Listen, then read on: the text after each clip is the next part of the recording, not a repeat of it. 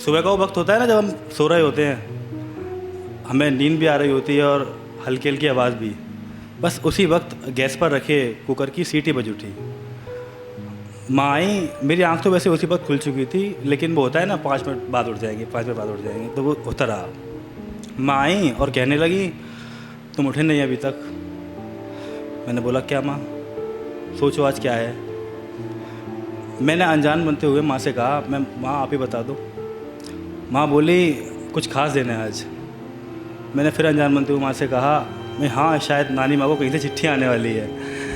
माँ ने मुझसे हंसते हुए कहा, चिट्ठी का तो पता नहीं, लेकिन कुछ और है जो आने वाला है। मैंने पूछा क्या, तो माँ ने मुस्कुराते हुए मुझे एक थप्पड़ मार दिया। थप्पड़ मारते हुए फिर माँ ने गुस्से से बोला, आज तुम्हारा इंटरव्यू है, तुम भूल गए। तो मैं उठा झटपट और माँ से एक और बात कहने लगा, माँ अब मेरी आदत थोड़ी कमज़ोर हो गई है, मैं भी अब नानी की तरह हो गया हूँ। तो माँ ने फिर मुझे गुस्से से देखा। गुस्से से देखते हुए फिर मैं नहाने चला गया। नहाकर लौटा, माँ सामने खड़ी थी, चेहरे पर मुस्कुराहट थी। ये देखकर मुझे अच्छा लगा, लेकिन हाथ में डंडा था। लेकिन इस बार माँ ने मुझे मारा नहीं, पास बुलाया और कूट दिया। ऐसा कुछ नहीं, मजाक कर रहा हूँ। माँ ने बोला, चिंतित होकर बोला, जहाँ जाना है वहाँ भी तो वक्त लगेगा, घर से निकलोगे समय से तभी तो पहुँच पाओगे।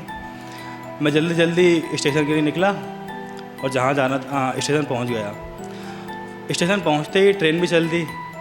ट्रेन में चढ़ते ही पीछे से आवाज़ आई। मैंने पलट कर देखा, एक लड़की ने मुझे पुकारा था। उस लड़की को देखते ही मैं बस देखता ही रह गया। उसके माथे की बिंदी, आँखों में काजल, उसे देखते ही मैं हो गया था घायल। तो बस एक शायरी याद आ गई उसी समय, तेरे चेहरे की बनावट जैसे खुदा की सजावट, तेरे चेहरे की बनावट जैसे खुदा की सजावट, तुझे देखते ही मौसम में मिठास घुल गई। हम मोहब्बत छोड़ने ही वाले थे, बस तुम मिल गई।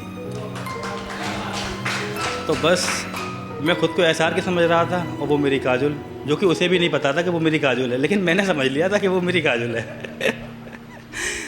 तो बस जैसे तैसे मैंने उसे अंदर लिया। अंदर लेते ही उस लड़की ने मुझसे कुछ ऐसा कहा कि उस वक्त मुझे एहसास हुआ कि बेवजह किसी की मदद नहीं करनी चाहिए।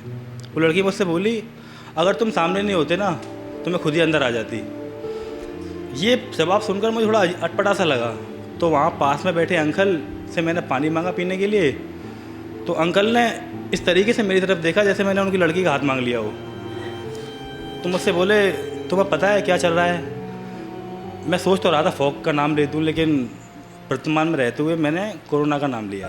तो फिर भी मुझसे पानी मांग रहे हो। तो वो लड़की बोली, पापा आपको मालूम है वो लड़की वो लड़की उन्हीं की थी। तो बोली कि पापा आपको मालूम है सुबह एसआर के आया था शाहरुख खान। वो लड़की मुझे डायरेक्ट इनडायरेक्टली छेड़ रही थी सरेआम, और मैं कुछ कर भी नहीं पा रहा था क्योंकि मेरे पास कुछ था भी नहीं कुछ करने के लिए। अंततः जहाँ मुझे जाना था वहाँ मैं पहुँचा। एचआर ने मेरा नाम पुकारा, मैं अंदर गया। एचआर ने बोला, आप कहाँ से आए हैं? मैंने बोला घर से। बोला घर से तो ठीक, लेकिन क्या नौकरी क्या है? तो इंटरव्यू चलता रहा। इंटरव्यू के दौरान एचआर ने मुझसे कुछ ऐसे सवाल पूछे जो बेतुके थे, जैसे कि आई एम एन इंजीनियर, और वो मुझसे पूछ रहा था गुब्बारों से घर कैसे सजाते हैं, तो मैं कैसे बताता। अंततः इंटरव्यू ख़त्म हो गया। एचआर ने अपनी टोपी, उसकी गंजी देखकर, सर का गंजा देखकर मुझे एक गाना याद आ गया, ये रेशमी जुल्फ़ें। लेकिन मैंने वो गाना गाया नहीं, अगर गाता तो फिर नौकरी नहीं मिलती। तो फिर मैंने वो गाना गाया नहीं।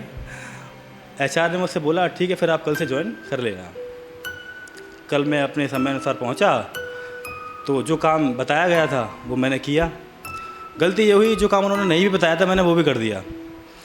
वहाँ के जो सीनियर्स थे वो मुझसे कहने लगे, तुम्हें देख के लग तो रहा था कि तुम होशियार हो, लेकिन इतने होशियार निकलोगे ये नहीं मालूम था। वहाँ पर जितने भी लोग मौजूद थे सब मेरा मजाक उड़ाने लगे। इतने में ही मेरे पैरों तले ज़मीन खिसक गई जब मैंने उसी लड़की को ऑफिस में आते हुए देखा। मैं सोच रहा था जब मेरी गलती नहीं थी तब इस लड़की ने मुझे इतनी सुनाई, अब तो मेरी गलती है, अब मेरा क्या होगा। लेकिन इस बार उस लड़की ने ऐसा नहीं किया। उसने मेरा साथ दिया, उन लोगों को समझाया कि कोई भी व्यक्ति अगर है पहले आया है तो ऐसा नहीं करते, तो कोई दिक्कत नहीं है। वो मुझे अपना काम समझाने लगी। इतने में ही उसके पापा का कॉल आ गया। कॉल के कटते ही उसने फ़ोन टेबल पर रख दिया। टेबल पर रखे फ़ोन में एक डीपी थी जो कि उसी की थी। उसी को देख कर एक शायरी याद आ गई कि तस्वीर तेरी देखकर एक ख़याल आ गया, चाँद उतर के जैसे ज़मीं पे आ गया, जो तेरी आंखों ने देखा मेरी आंखों की ओर, कसम खुदा की मज़ा आ गया। अगर कहानी अच्छी लगी हो तो प्लीज़ कमेंट और सारी चीज़ें सब्सक्राइब भैया के चैनल को ज़रूर करें ताकि मैं आगे की कहानी कंटिन्यू कर सकूं। बहुत बहुत धन्यवाद।